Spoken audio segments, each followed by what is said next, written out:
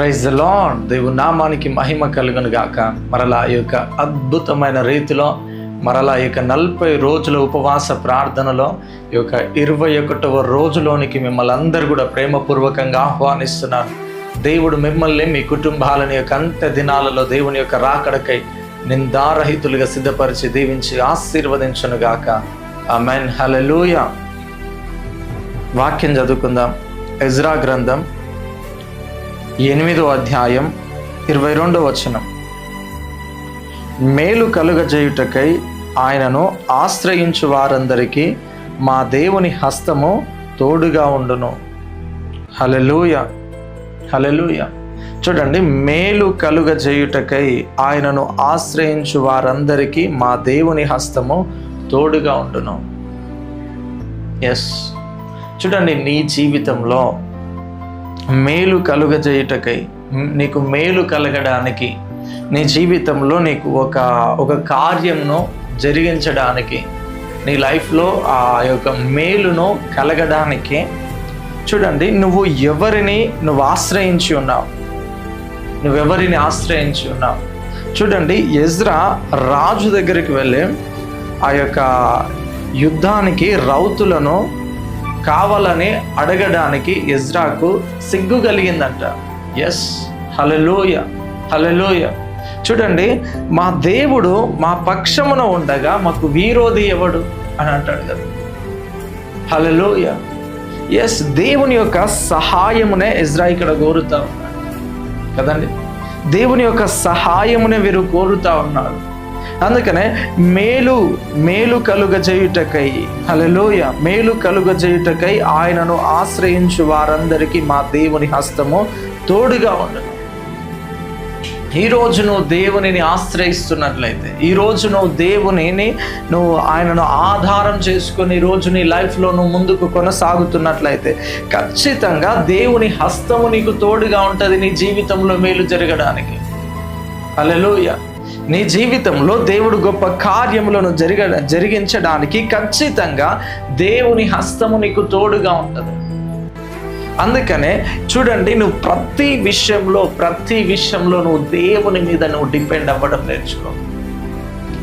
దేవునిని ఆశ్రయించడం నేర్చుకో. ప్రతి విషయంలో, అది ఏ పరిస్థితి అయినా, ఏ ఇబ్బంది అయినా, ఏ వ్యతిరేకతలైనా, ఏ కార్యము నువ్వు మొదలు పెట్టినా, నీ జీవితంలో ఏ కార్యము మొదలు పెట్టినా, నీకు ఏ మేలు కలగాలని నువ్వు ఆశపడ్డా, నువ్వు దేవునిని ఆశ్రయించు.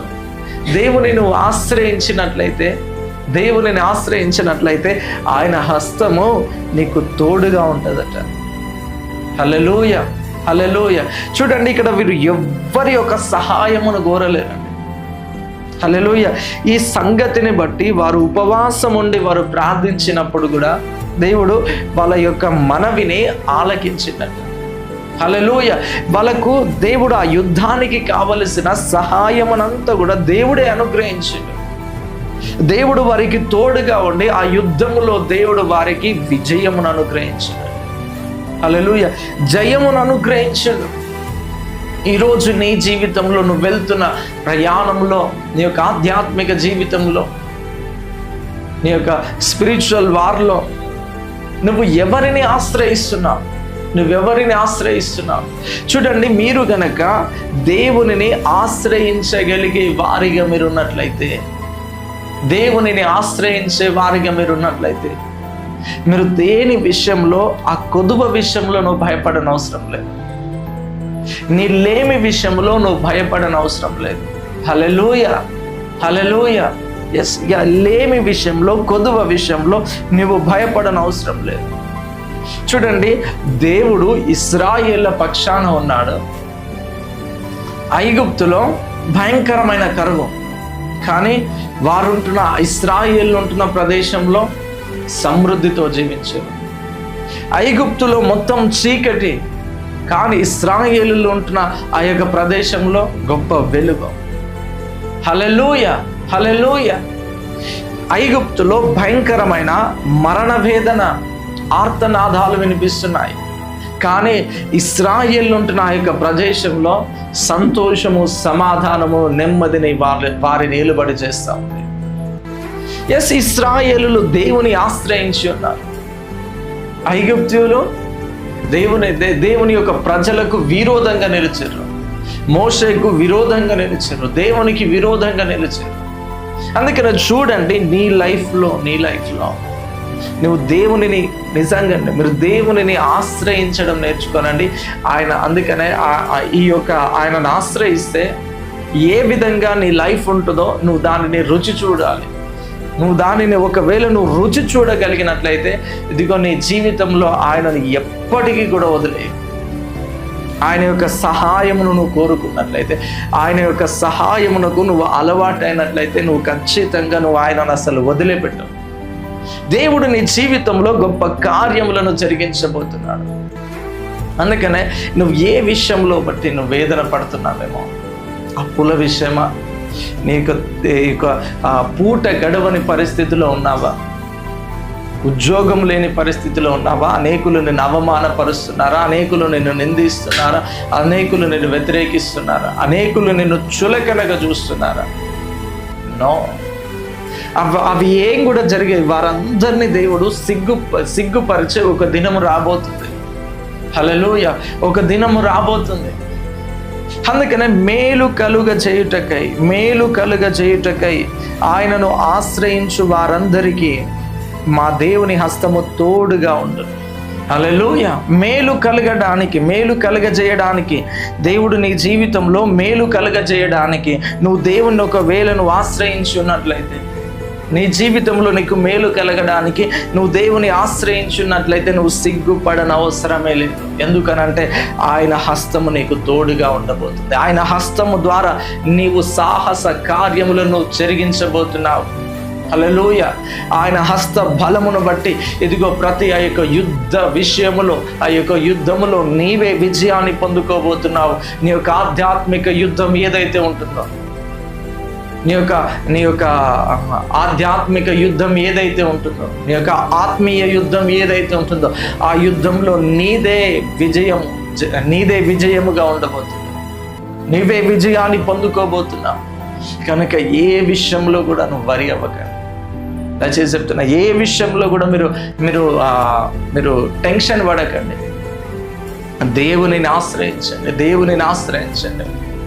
అందుకనే ఈ యొక్క 40 రోజుల ఉపవాస ప్రార్థనలు ఎందుకో తెలుసు? కోల్పోయిన మన యొక్క ప్రార్థన జీవితాన్ని, కోల్పోయిన దేవుని యొక్క సన్నిధిని తిరిగి పొందుకొనడానికి. హల్లెలూయా.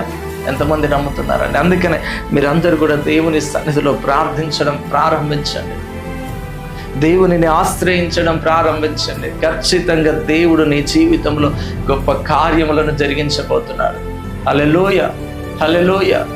నువ్వు దేని విషయమై కూడా నువ్వు చింతపడకు. ఈరోజు నువ్వు ధైర్యాన్ని తెచ్చుకో, ఈరోజు నువ్వు బలమును తెచ్చుకో. ఈ మాటను బట్టి దేవుని హస్తము నీకు తోడుగా ఉండబోతుంది. హల్లెలూయా, హల్లెలూయా. నువ్వు చేస్తున్న ప్రతి కార్యముల విషయమై దేవుని హస్తము నీకు తోడుగా ఉండబోతుంది. నువ్వు ఆయనను ఆశ్రయించగలిగినట్లయితే, నువ్వు ఆయనను ఆశ్రయిస్తున్న నీకు ఇదిగో పనిని పూనుకున్నావేమో, నీ యొక్క బిజినెస్ స్టార్ట్ చేయాలని నువ్వు ఆశపడుతున్నావేమో, ఇదిగో నువ్వు ఆయనను ఆశ్రయించి ఆ యొక్క పనిని పూనుకో. దేవుని హస్తము నీకు తోడుగా ఉండి ఆ యొక్క ప్రతి కార్యములను దేవుడు సఫలము చేయబోతున్నాడు. హల్లెలూయా, హల్లెలూయా. కనుక ప్రార్థన చేసుకుందామా? పరిశుద్ధుడా, ప్రేమ కలిగిన తండ్రి, మహోన్నతుడా, మహాగణుడా, సర్వశక్తిమంతుడా, ఇదిగో నాయన ఈరోజు 21వ రోజు తండ్రి, ఇదిగో నాయన నీ హస్తమును నాయన బిడ్డలకు నాయన మీరు తోడుగా ఉంచబోతున్నందుకే నీకు వందనాలు.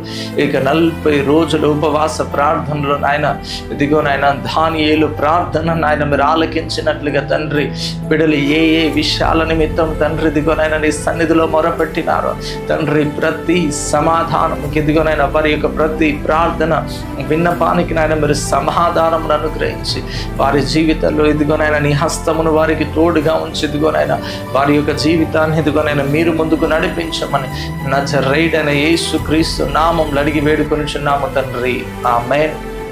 దేవుని నామానికి మహిమ కలుగును గాక. హల్లెలూయా, ప్రైజ్ ది లార్డ్. దయచేసి ఇంకా పాస్టర్ విజేందర్ అనే యూట్యూబ్ ఛానల్ ఇంకా ఎవరైనా సబ్స్క్రైబ్ చేసుకోలేకపోయినట్లయితే ప్రతి ఒక్కరు కూడా సబ్స్క్రైబ్ చేసుకోనండి. ఇక 40 రోజుల ఉపవాస ప్రార్థనల ముగింపు సభలకు మీరందరూ కూడా సిద్ధపడండి. ఇదిగో నెక్స్ట్ మంత్ 11, 12 డేటు. కనుక ఎవ్వరు కూడా ఈ యొక్క డేట్ని మర్చిపోకండి, డేట్ని సేవ్ చేసి పెట్టుకోనండి. ఇక సాయంత్రం 5 గంటలకే సభ ప్రారంభించబడుతుంది. ఇక్కడ కప్పాడికి, ఇక్కడ రాయకోడికి వెళ్తున్నటువంటి ఆ యొక్క మెయిన్ రోడ్ పక్కకే, కప్పాడికి రాయకోడికి మధ్యలో మెయిన్ రోడ్ పక్కకే ఆ యొక్క సభలు, ఆ 2 రోజుల సభలు జరగబోతున్నాయి. కనుక ఎవ్వరు కూడా మిస్ అవ్వకండి. అందరూ కూడా 5 గంటలకే ఆ యొక్క గ్రౌండ్లో ఉండడానికి మనందరూ కూడా ప్రయత్నం చేయండి. మరలా రేపు కలుసుకుందాం. అంతవరకు సెలవు. Thank you. Praise the lord. God bless you.